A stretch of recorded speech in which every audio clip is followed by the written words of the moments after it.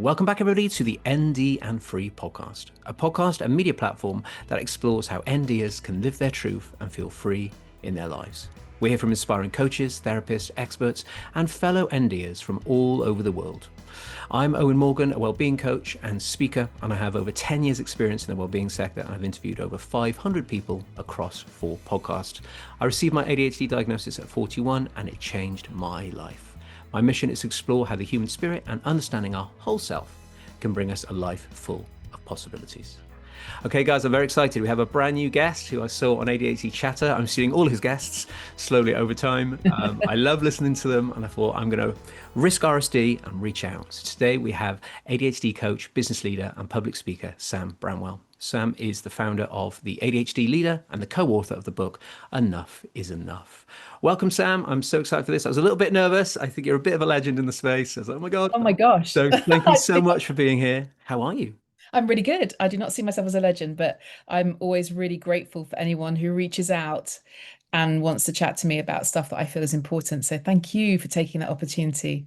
I really appreciate the work that you're doing. No, thank you. Everyone knows on here that I'm just obsessed with polyvagal. I've done loads of episodes on it before. I adore it. I love the language. I love all the work they're doing. The fact that you've been working through Dev Dana's courses and qualifications, things like that. I'm in heaven every time you speak about it. So Good. that's what today has in store for us.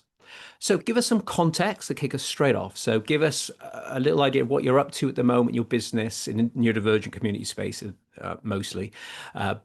So what are you doing and what are you offering? What am I doing? What am I offering? So, bit of context. I left the corporate world at the end of 2023, and the rationale for that was my mum was sadly terminally ill, and I wanted to be with her and journey her to the end of her life. So I decided to kind of just throw my life up in the air, as we do every so often, and I was the CEO of a tech startup, and I had to kind of just throw all that into the bin and focus on what was really important to me. So I launched something called the ADHD Leader, which was all very focused on leaders like me with ADHD. That's where I felt there was a gap and an opportunity. There's lots of focus on entrepreneurs and founders, but actually people working in the corporate space who are trying to thrive and survive often. So I really felt that was an area that I could bring um, some some kind of knowledge to and an ability to help maybe change people's lives, which is what I felt I needed as I was going through the process. So that's right now I'm developing a leadership theory for people with ADHD. I'm finishing my book, which is all around ADHD and leadership. And I am just about to launch my emotional mastery course, which is focused on coaching people through emotional mastery, as well as my ADHD coaching that I do. Yeah, that's amazing. And it's nice that you're able to remain in this space. I'm sure you know very well, and you know how it operates and how much you could offer by using these skills. I mean, that's a whole other thing, isn't it? Is how neurodivergents work higher up the ladder. I'm always asked, do you want to get, do you want a management position? They're always trying to get me promoted. And I'm like, on an emotional level, I'm not sure if I could cope. So I guess maybe someone like yourself, and of course you do, may be able to help me with that. Would that be kind of an idea for it? Yeah, absolutely. And that's the goal. It's looking at all of those sort of areas of leadership. So things like delegation that we struggle with. Often we have lots of ideas as ADHD people, but if you've got a team and you're consistently changing what the direction of the company, it can have an impact on people's morale. So it's all about how do you manage people, how do you manage yourself and regulate yourself, as well as then how do you grow businesses and execute in a consistent way. So all of but in a very neuroaffirmative way as well. Yeah, I love that. I love that. I'm not gonna if I start talking about why or why not, I don't go for promotion. We'll be here all day. So maybe that's for another time. But I kind of know what it is. That's the main thing. I'm fully aware of what those emotions are that I'm trying to avoid or experiential avoidance from ACT Yeah. terminology. So let's not do that here today. So it's quite obvious, but I always ask the question, why is it so important to you to help neurodivergent people? Why do you care about us is my question. Because I am one. That's the first and foremost. And all of my family are, from my kids to my brother to my cousins to my dad to my mum. Once we all discovered our own diagnosis, it was really apparent that we were all ADHD. Some of us are autistic as well, some are dyslexic. And I think it's for me, it's about being able to role model to the world that actually we have a lot of gifts to bring. Also to shine a light on the challenges that we may face so that I can change, hopefully change and influence systems of working so that people can thrive better, but also to help people not feel shame in their path. That for me, that internalized shame is such a blocker to our ability to reach our full potential. And you see then the ongoing kind of anxiety and other things that then happen, burnout and all those things that happen. So, if it's one thing, it's around how do I help people like me to flourish? That's my goal. I love that. Yeah, and thank you so much for the work that you're doing, because this community is so new, isn't it? I think it's so Mhm. fresh. In the last couple of years, it's exploded, and there's so many of us doing good work out there, and it's an exciting time, I think, to be involved in what's happening here. And I'm excited to see 10 years from now, who knows Yeah. how accepted we're all going to be by the NT world. Not that I like to separate us, and it's a bit weird separating us all out, but people understand what I'm saying. So, diagnosis wise, just roughly, how did that all unfold for you, and kind of how did it feel? What was the moment? So I've always felt different. And I don't know that kind of otherliness. I don't know if I can explain it, but I'm not quite part of the gang. But I've obviously had a really successful career. I've kind of got to the top in organizations because of actually things like hyperfocus and I was a real workaholic and I love working and problem solving and things. My diagnosis happened on my 50th birthday in 2021. I was actually down at my mum's looking after her. We were moving her into a care home because she had dementia, and it was all just one of those crazy weeks. And you're just like, oh my Lord, what more can life kind of throw at me? But I'd been thinking for a couple of years. I'd done some of those online tests, and it always had rated me quite high. And then I am part of that TikTok generation. I remember following a Mm. woman on TikTok who had bright pink hair. And I can remember the exact video. She was talking about how she left her cupboard doors open and was consistently losing her keys. And I was just like, that's just me. So I then started exploring, then realized through, watching more videos of that amazing community on TikTok that it was evolving at that time. And I talked to my brother, and his ADHD is kind of off the scale compared to mine. He hasn't been diagnosed, but very clearly has it. And we were just talking about our experiences, and then I was piecing everything together. So that one moment of being diagnosed then kind of uncovered a whole journey for me. And post-diagnosis support in this country is woeful. I had ovarian cancer when I was 27, and the cancer support is brilliant for people, in that going through treatment or being diagnosed. But anytime there's a mental health diagnosis in this country, it's just, everything falls off a cliff. So being the person that I am, I always have a very half a glass half full mentality. I went and saw a coach, and that coach had a real impact on me. But I was seeing two coaches at the same time. One was a very sort of transformational kind of leadership coach, and then I was having this ADHD coach, and that made me think about how do I bring those two strands together a little bit more.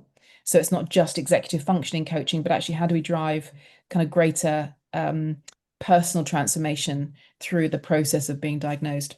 So yeah, that was it. That's my story. Yeah, thanks so much for sharing that. And yeah, I love all the different strands where people there's that moment they saw something, or they saw something in a loved one, or it's just amazing. And it's what a moment to discover truth that could actually transform our lives, just so Yeah, we can accept ourselves more than anything, yeah, let alone the actions that we'll then take. yeah. But I mean, it's yeah, what an emotional time it is, and people know my story already. But yeah, at our ages as well, at 50, wowzers. I was 41, but yeah, 50. That must have.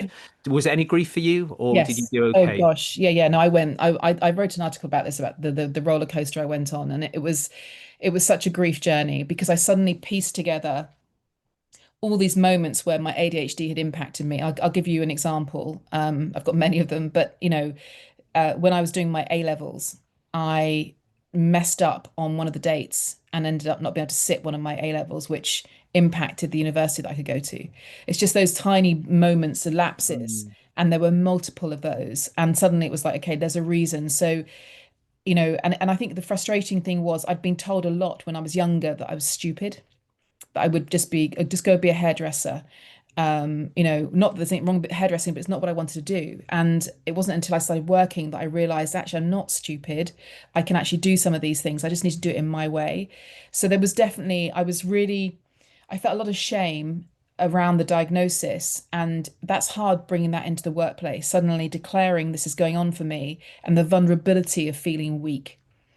And the ableism, I had ableism in my body, right? I've grown Mm. up in a certain way. And so dealing with that shadow part of yourself as you go on that journey, and trying to reconstruct who you are was the hard part for sure.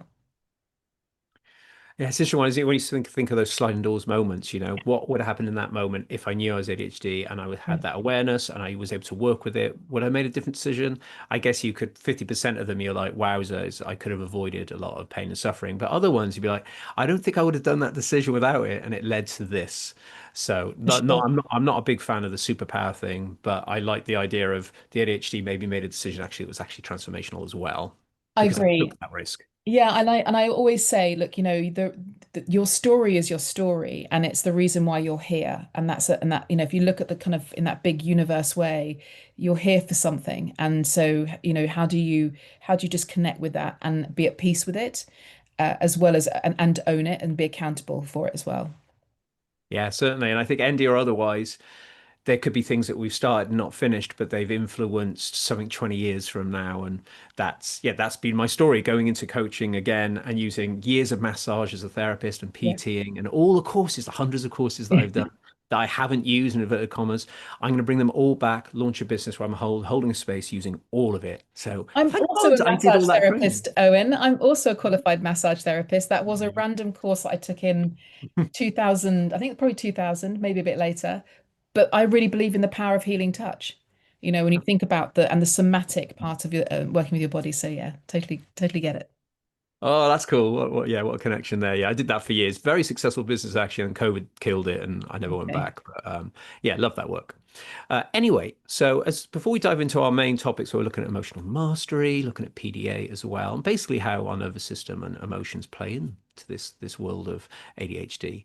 What are the key things that you're seeing in people that maybe come across you, client work, whatever it may be? What are the key things that you think people struggle with, if we're being very generic about it in the ND community?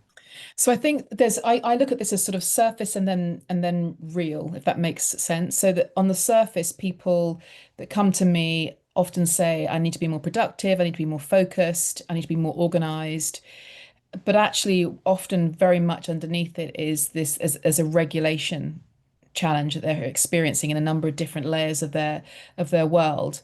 And so, I kind of that's what I see consistently with the people that kind of come to me is as soon as we start coaching, it's often very much about how do they free up their system from rumination, for example, or overthinking, that kind of anxiety state. The RSD is such a big part of, I think, our lived experience with our ADHD that I think it's such an important aspect to coach on and to understand as a coach, because I think it defines all of the decisions that we often make if you experience it quite intensely, and along with emotional dysregulation. That those are the things that, whether you're a leader, I coach actors and directors and professionals, but I see that emotional dysregulation is the bit that often underpins all of the executive functioning experiences. Yeah, it's kind of the underpinning of, they come to you with something to do with their cortex or the way their brain functions, but knowing it's been fed by whatever their nervous system or body's going through, sending signals, is trying to make Yeah. sense of that. So Yeah. let's not jump into too much into all that because I love it. They'll bottom up. But yeah, it's really interesting because I keep hearing the same things, but maybe we should be listening to that. If that is the same things, then it's something to look at. So let's dive in, Sam. I'm super excited for this. So we're looking at emotional mastery. I mean, for me, when I read that sentence, it kind of makes sense to me, but it's really important that we explain it to the audience. So we're looking at how the nervous system is impacted by ADHD, how that operates, and then the emotions that come with it. So should we just make it clear to people, nervous system, the emotional systems, where are we at? What's the difference? How do they interchange with each other? Yeah, so one of the things I struggle with a lot is when we talk about ADHD brains, but because actually ADHD is a systemic construct for us, I feel, and it impacts our immune system, it impacts our nervous system, and obviously impacts our brain chemicals and kind of neurodevelopment and all those sorts of things. So when I talk about emotional mastery, it's not about this concept of being calm all the time, because no one's calm, even if you're neurotypical, or detaching from your feelings.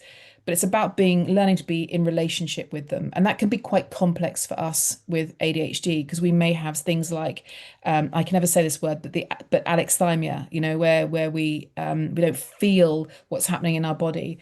So it's for me, it's all about sort of noticing what's happening in your system and staying curious and building then resilience is a word I really don't like, but it is about building resilience and flexibility, and we call it vagal tone in polyvagal theory, building the capacity to choose how you respond instead of reacting from a place of survival. So what happens with our ADHD systems, and it's not because we're broken or anything like that. It is simply because we often live with very heightened sensitivity. So our nervous systems are in that kind of hypervigilant phase all of the time. And if you think about the nervous system, there's parasympathetic and sympathetic nervous system.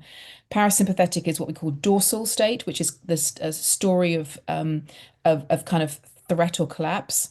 Sympathetic is the story of what we call kind of mobilization, sometimes protection, and then ventral vagal is what we call our story of safety and connection.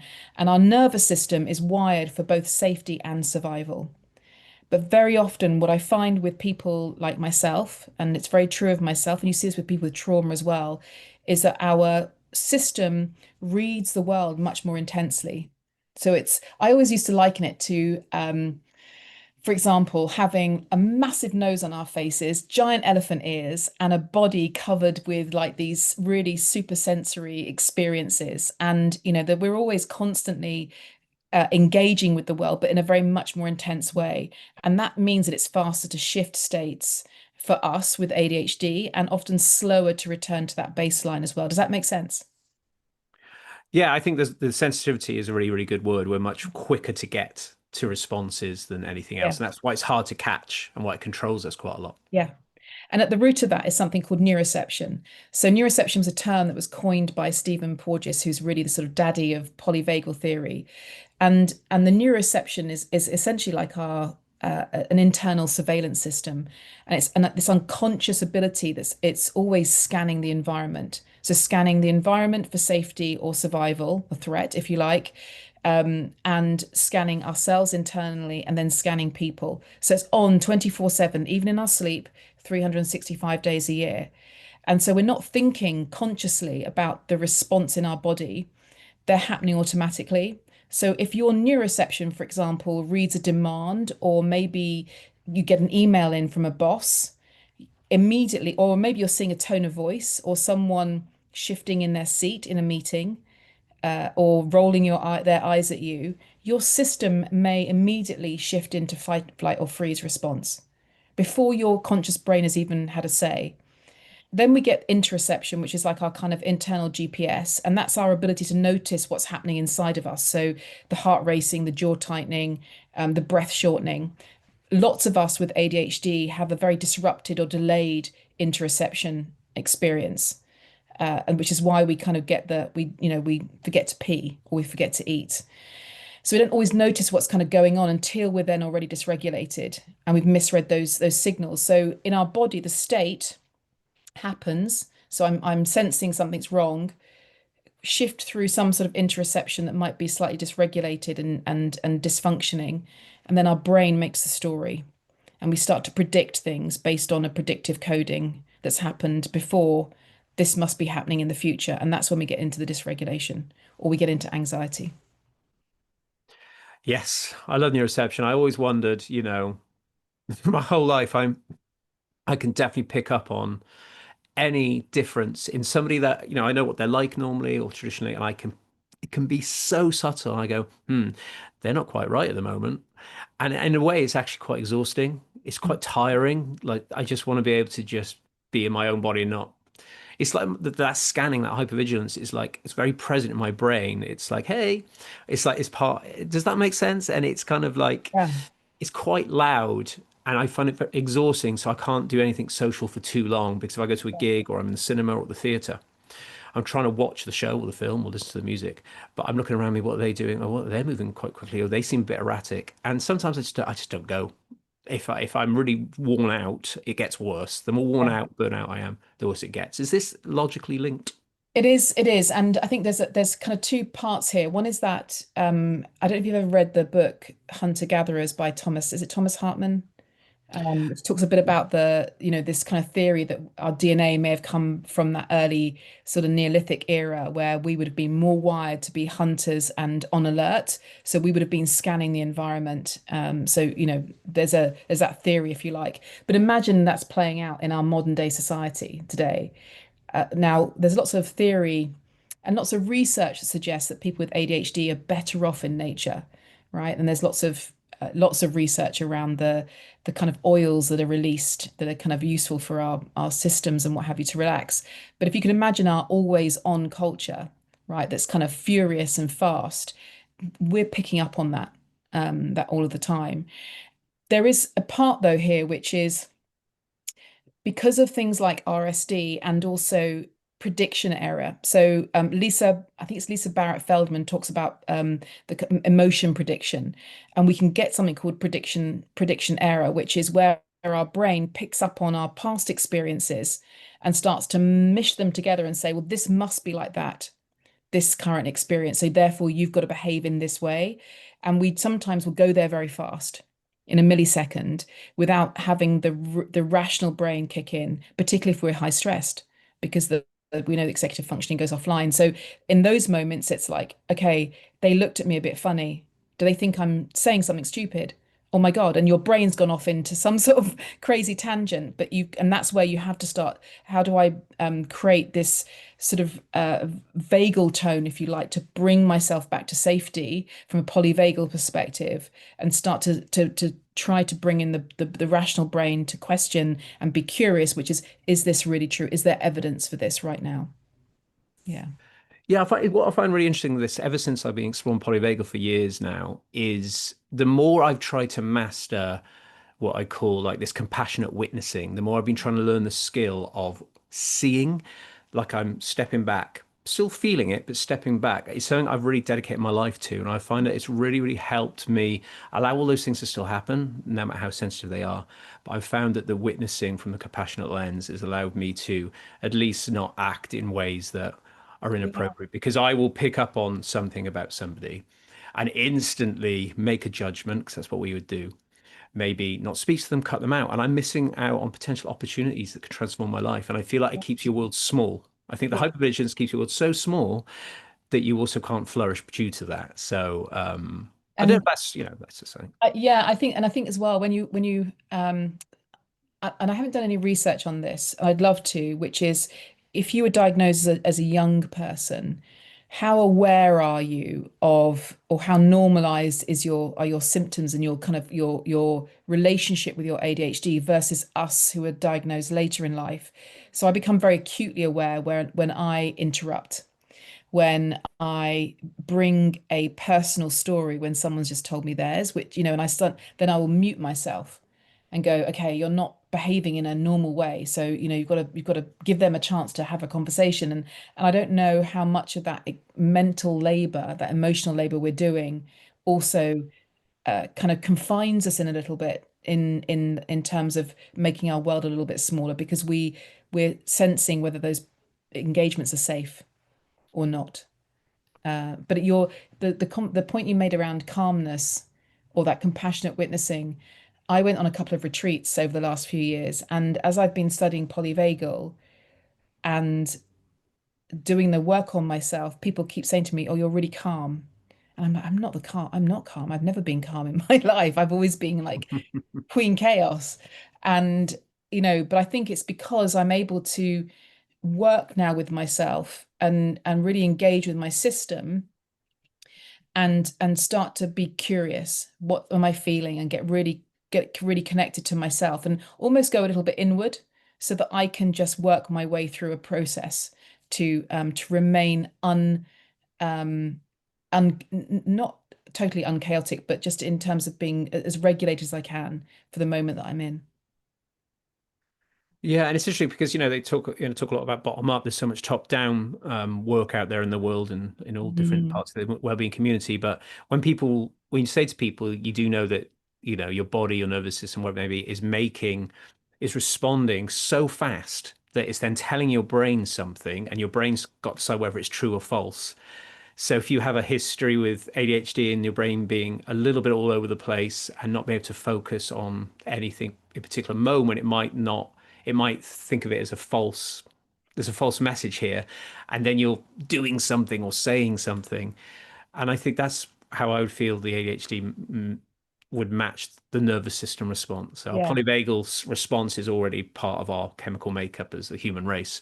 But with that ADHD brain, it may jump on it, get it wrong. And I've heard so many stories of people getting things wrong, and it's been quite devastating. And I think It that's can really be. heartbreaking. It can be, and that can be the hardest thing, particularly where I see people with a lot of high impulsivity. When they've got that part of their ADHD. One of the things I teach people is self-havening. I don't know if you've ever done any self-havening or havening technique, but that's a really great way of helping to resolve past emotion. So where you might have a trigger, for example, and we talk about triggers when we map in polyvagal theory in our sympathetic and dorsal states, but looking at certain experiences or event specific biological markers and the impact they have neurochemically on our brain, doing havening, even doing this, just rubbing your hands together and can just start to calm and create delta waves. So just these somatic work, and it's about having that toolkit. You won't get it right 99% of the time. It will be 80% or what have you, but that's better than zero. So it's about teaching then, okay, I feel out of control often in my body, right? That's one of the things that people say to me. I feel completely out of control when I go from 0 to 60 and the red mist comes down, or I've been feeling emotionally dysregulated. I feel tingly and out of control. It's about how do we bring you back into a more regulated state, because you can't logic your way out of a dysregulated state because this has stopped working, right? Cortisol spiking, you're just in survival mode. So it's about how do you then regulate from the bottom up rather than kind of top down. And that might be things like movement or breath, co-regulating with someone who's safe, a great coach who can suddenly let's just lower ourselves.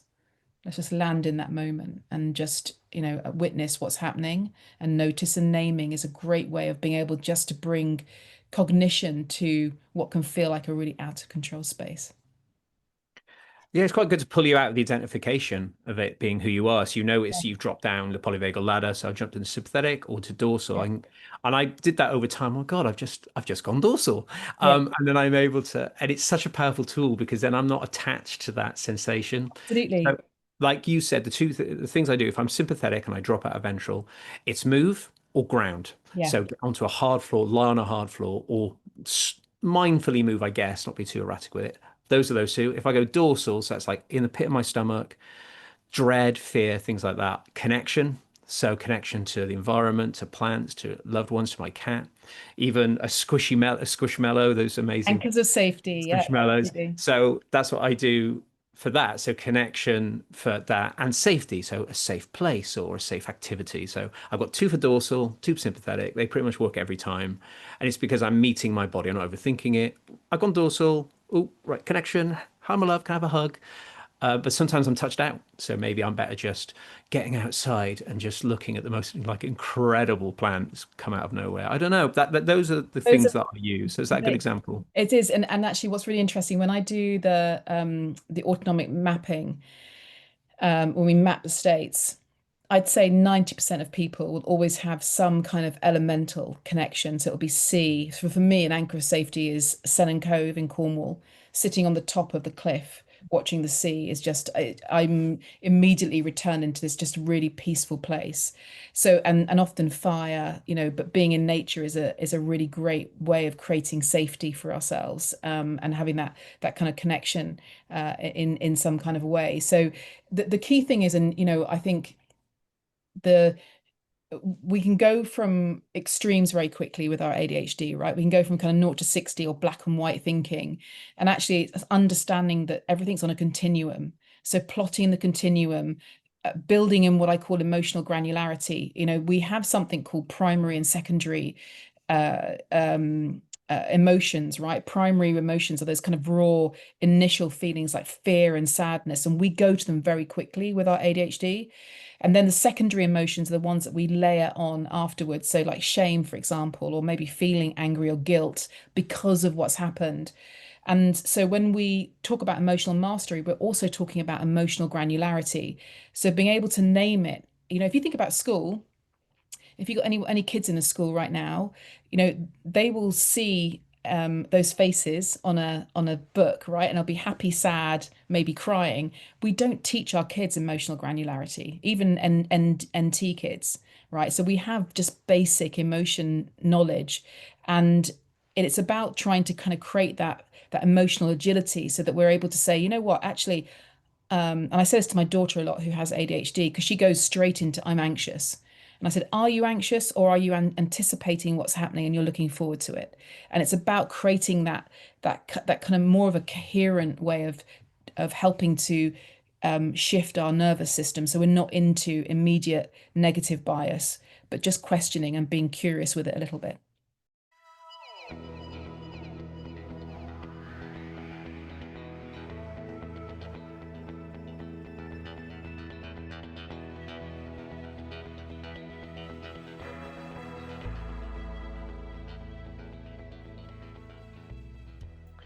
Yeah, it's kind of, yeah, you're right. And then we will add a label to it. So you have a RSD response and you go, oh my God, they hate me. Yeah. And then you may never speak to them again, but that's the conclusion you've come up with. And because you've not been able to Yeah. meet the RSD and go, oh, that's interesting. Yeah. This has come up for me. It sucks. I can feel it and I should be here, but am I maybe not right now? Maybe just wait a second, maybe wait till tomorrow and just reflect on this interaction. Yeah. And then maybe it gives you a chance, doesn't it? Yeah, I mean, how many times? I mean, I think particularly with the way we communicate via text now, where there's so much misinterpretation and we miss nuance in a WhatsApp message.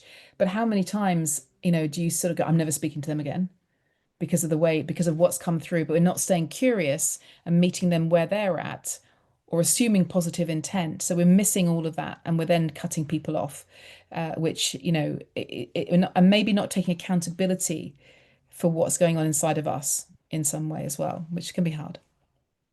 Yeah, and I guess the more we understand our sensations and with that neuroception, we can also honor whether people are going through. Like a new person might start at work, and God, they're so rude. They just like it's weird. They're not talking to anybody. But then I've learned over time, no, I have no idea.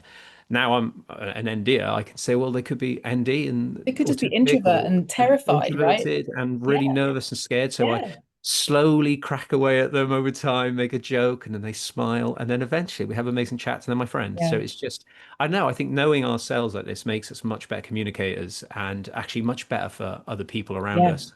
We can make a real impact then, can't we? I think so. And I think that, one of the things I always say to people when I'm coaching them and just, and things like this is remain curious. We all have strengths, right?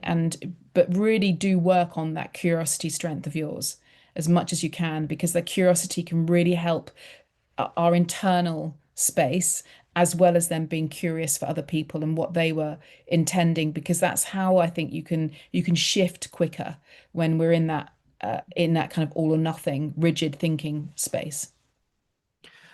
Yeah, certainly. And it's kind of that sense of, from Eckhart Tolle's kind of work, that pain body. So not Yeah.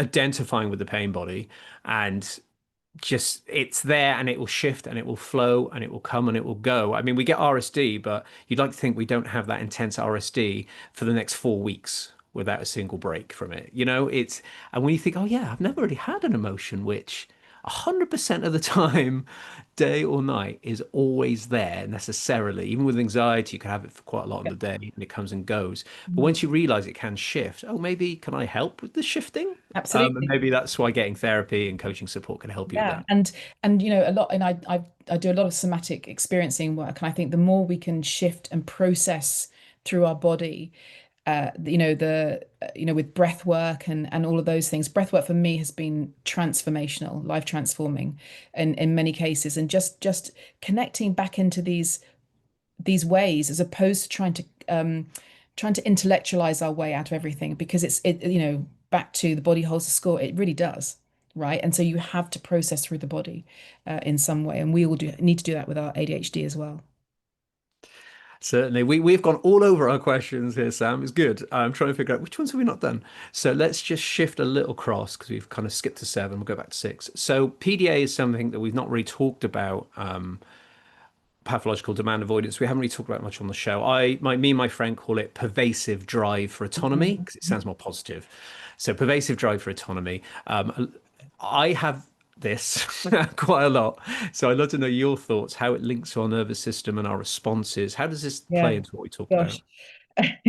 I'm laughing because I have it too. So I think there's again it's a spectrum of this because obviously PDA is normally aligned very much to kind of autistic people who have autism, and with us I think there's more of I wouldn't say it's a PDA necessarily because it's not always a threat to autonomy. It might be a threat to cognition, but there's a demand avoidance that goes on. I see this probably in about 70% of my clients, and I have it myself. So I'll give you an example of how it manifests for me. So I can, let's say I want to go to the gym, put it in my calendar Mm. pings up. It's like, no, I'm not doing that. How dare you? How dare you tell me that I have to go to the gym right now? And it's just and it's for me in that moment, it might be a disruption to my hyperfocus that could be happening.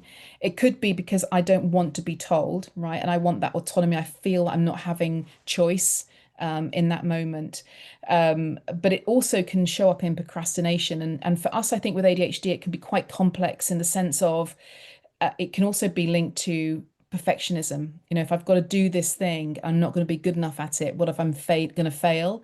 So we get this sort of demand happening. The system feels a threat, and I'm not going to go and do it. And I see this an awful lot with as I said with a lot of my clients. Um, I think that for us, you know, there's a bit of a loop that happens, which, you know, as I mentioned, there's a task that arises in some way. Our nervous system perceives the pressure state. And then we get the story, dysregulation kicks in. We might go into shutdown mode. Sometimes we might go to dorsal collapse. We might, you know, and freeze. We might start to mobilize and start doing loads of other things to avoid doing the thing that we need to do because, you know, when we're particularly a big task, things like tax returns, for example, there's a lot of cognitive load that has to go into planning to get those things done. So we start kind of avoiding some of that work and because it doesn't feel like it might be a big enough reward for us in that kind of moment. And then the task gets louder often, and then we shift into more pressure and then cue into sort of self-criticism and spirals and maybe even burnout or shame. Definitely internalized shame tends to happen. So, but I think, you know, people understanding that this is happening for them often really opens up the coaching conversation because suddenly they're like, oh, I get it. I get why this is happening. And I know we use a lot of language shift then. So rather than I have to or I should and get rid of that whole language, it's I'm choosing to. I want to, I'm inviting myself to, and even figuring out what the motivation and purpose is behind the kind of task. And this can really then help, I think, when you're having conversations with partners. So the amount of kind of couples counseling I do sometimes where you've got a partner who's neurotypical and they're making a demand on the person who's neurodivergent and with ADHD, and it's like two people speaking a different language. The Mm. person with who's got ADHD, their nervous system is torn to shreds because they're feeling this demand and the pressure of the demand. And this person's going, well, why can't you just even do this simple thing? And it's all about then it's about language and communication as they kind of come together in some way. Yeah, thank you so much. It's kind of complex in a way, isn't it? Because life demands things of us as Mm. well. You know, just normal things we have to do, like take care of the Eating. house and do the Yeah, washing have a up, shower, right? and you know, if we're not interested, I ain't doing it. ADHD wise, if we're interested in it, I'll do it all day. Yeah, So it's, you know, without using the old cliches of do something you're interested in at the same time as the thing you don't want to do. But I think the hardest thing, I think, is just getting the basics of life done. Because I spend way more time on my creative pursuits than doing all of the things, life audit stuff that I should be doing. I've always had that, but I've started to be a bit more mastery about it and yeah, saying, you know, if I just do one thing a day, yes, then it's enough. As soon as I pile pressure on, I am not going to do any of it. So I yeah. say one thing's enough And we just for can today. And we can Massive. go, and I think that's the thing is that, I always have this conversation with people I coach, and that the unrealistic expectation we have around productivity. I get very frustrated with the 10x your productivity hacks that seem to sort of flow across the internet. You can spend this amount of money and you can 10x your productivity type of stuff. And that creates a shame spiral for us immediately. Actually, often people with ADHD are exceptionally busy people. I think that we not always doing the right thing, but we're normally pretty busy. But when you look at an 8-hour day, in reality, people are often only truly being productive for about four of those hours out of 8, really. By the time they've had lunch, had 5 wee breaks, right? Had a cup of tea if you smoke. Do you know what I mean? Had something to eat, all that stuff, had a bit of a break. We're not constantly on. And I think we have this unrealistic perspective that we've got to be constantly on for those 8 hours. So understanding the energy of where your ADHD is and how to map your energy in the day can then start to create more flow in your day of when you get things done. And it might be, for example, then it's about I'm inviting myself to do this thing because it's going to help me in 3 years' time to earn more money, or because it's going to help me so I can focus on my book writing that I'm going to do. When I look with my clients, we break things down into micro tasks. So it's just taking one step. And that one step could be as simple as turning on the laptop, right? It could be as simple as that, as small as that, so that we can get the dopamine curiosity going, and I've got a reward going, and let that lead the way a little bit. Body doubling, I think, helps a little bit as well. I don't know how good that is for you, but sometimes just having the power of someone else there, you just feel that you're being held in a space with that other person. You can kind of get stuff done that otherwise feels a bit hard. Yeah, it's interesting, isn't it? Because there's also the dopamine aspect as well. We need dopamine to take action. So we're also fighting that all in amongst all of this as well. And I find for me personally, if I'm going to hack it, I find a way of boosting my dopamine, which gives me way more capacity. And then I probably tend to do it. So I'll put on some banging sort of disco house tunes, stuff that's really happy and it's got a Yeah. good beat. And I have a little dance. And I'm like, Yeah. right, let's do this. And I Movement. start hoovering. I've got my headphones in.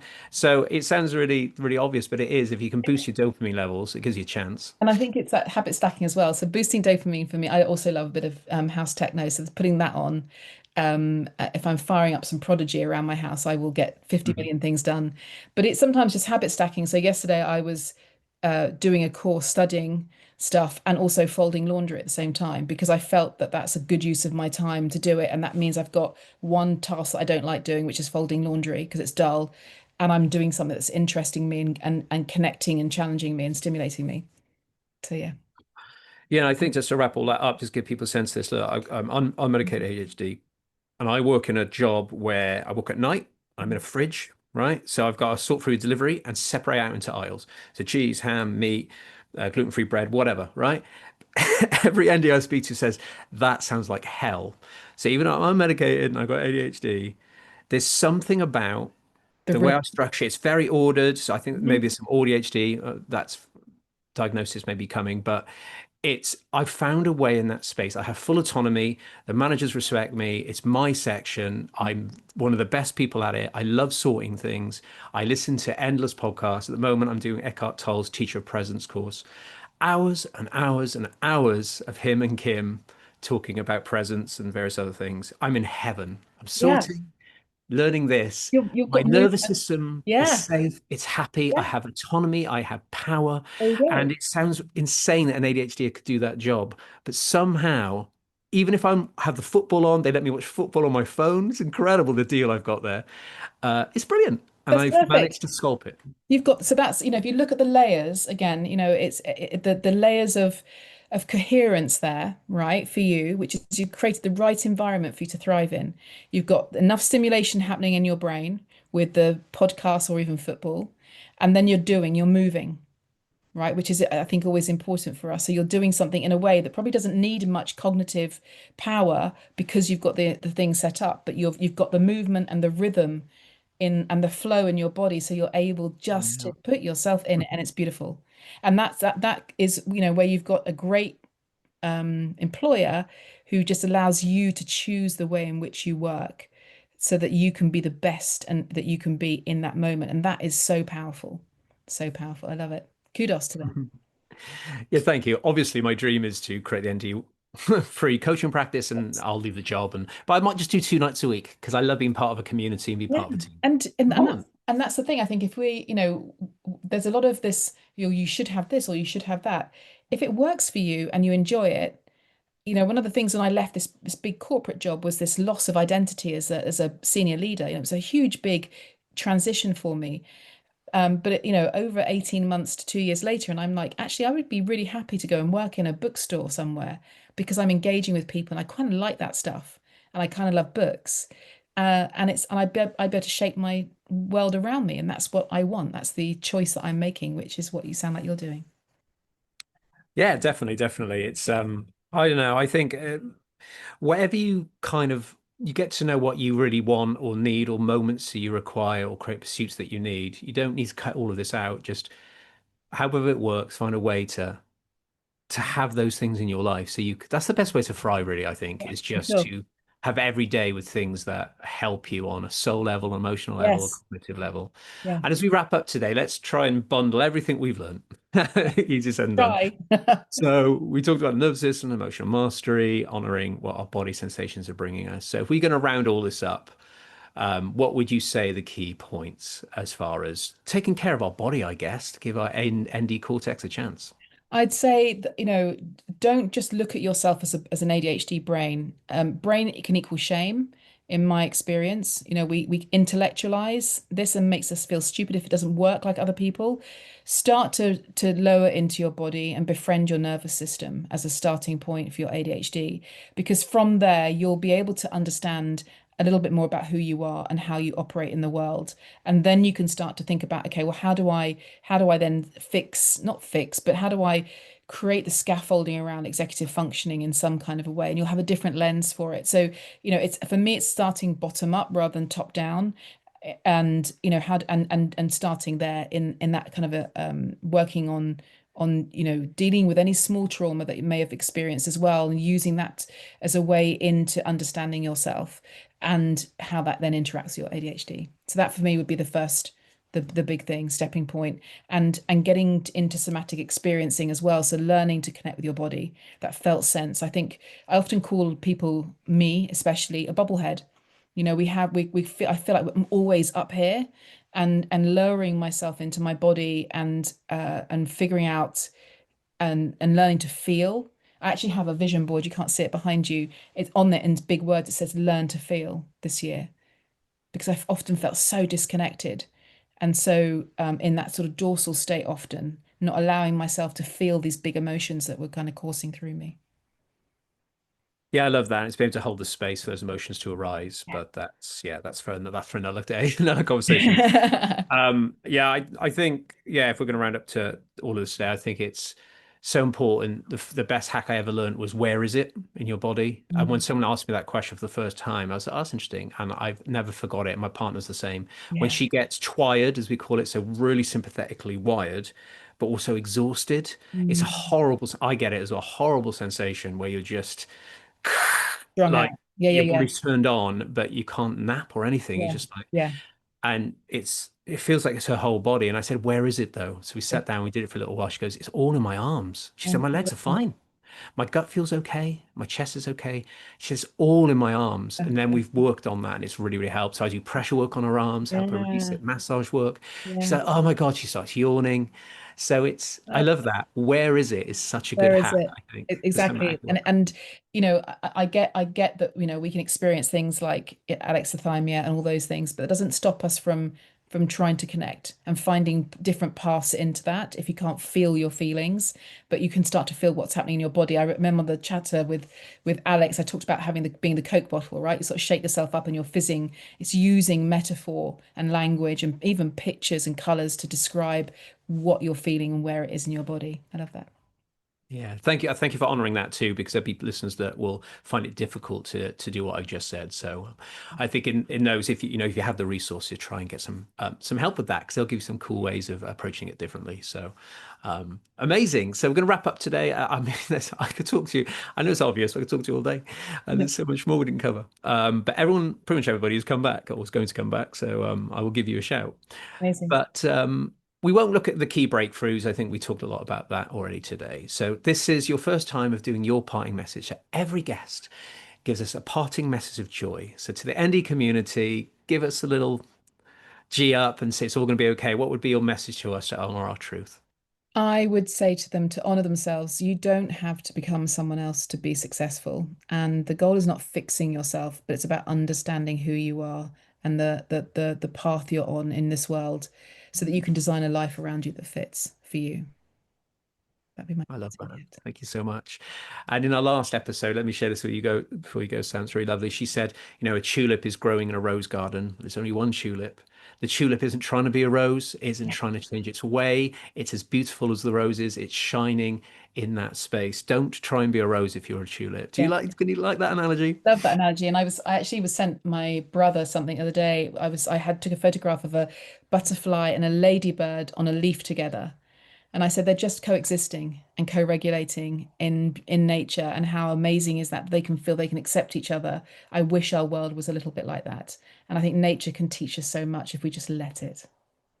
Definitely. I think environmental factors, when you bring two different kinds of people together and you're both connected to that or love that or passionate about that, it's the great equalizer, especially if you both love something deeply. Yeah. It's like polyvagal. We both love polyvagal. So I already felt like we'd get on really, really well. Yeah, So yeah, it's yeah. enough. That's enough to kick us off. It's great. Amazing. Amazing. So where can we find you online and where can we get your book as well? Oh, so well, my book is not related to ADHD, but it is related to the myth of having it all for women. So the book is available on Amazon. The ADHD Leader book, I hope, will be out the end of this year. Self-publishing is a joy, and also quite challenging. But you can find me on Instagram at Sam J Bramwell. I will have a new website that will go live, I hope, next week called the ADHDleader.co.uk. So, and then on LinkedIn as well, you can find me there too. Amazing stuff. I'll put it all in the show notes as always, guys. Go check it out. I might put a link to your conversation with Alex on ADHD Chatter because that's how I came to love your work. So I might pop that in there. Amazing. And Well, there's also a Substack as well. I'll send you the link to that because I tend to put stuff on there now so that people can see it too. yeah. Yeah, great stuff. I was looking at that earlier, actually. Yeah, some really, really good stuff on there. I was enjoying that. So I just want to thank you so much for taking the time. This is it's all fairly early. I mean, I've been podcasting for years doing trauma and men's health and awareness, but this is all quite new. And I've met some amazing human beings such as yourself. So I want to thank you for all your work. Thank you for spending your time here. And I'm really looking forward to having you back one day. Thank you for creating the space. It's an important conversation to have. Amazing stuff. All right. Thank you very much, Sam. Thank you, everybody, for listening at home. Plenty more guests on the way, as always. I've even got 1 week off just to enjoy the beach and be out by the sea. So I'm looking forward to that. But plenty more to come. My ADHD coaching will be launching soon. I will be actually doing a more holistic business. It will involve that and lots of other things. So keep an eye out for that. I'm super excited to launch. So thank you for listening. And we'll see you next time for more ND Chat. ND and Thri is in partnership with Ankway Mushroom Gummies. Since my ADHD diagnosis in October 2024, I had been trying to find a supplement to help my struggle to focus, ease my brain fog, and help my overall energy. I'd been getting mixed results from multiple supplements until I came across Ankway's Mushroom Gummies. So I removed all other supplements and began to take 2 of the delicious tasting gummies each morning after eating. By the 4th week, I really started to notice I could focus for longer and my brain fog wasn't anywhere near as bad. Naturally, they may not work for everybody, but I feel it's my mission to at least let you all know about these gummies. They include 10 functional mushrooms within them, including lion's mane, shiitake, and turkey tail mushrooms. With their non-GMO, gluten-free and filler-free gummies, they offer a tasty solution to an ND brain. You can order one-off pouches with 60 gummies inside or sign up to the discounted monthly bundles. Best of all, if you use my code OWEN15, you'll get 15% off your order. Visit www.ankway.com and use code OWEN15 at checkout. That is www.ankway.com.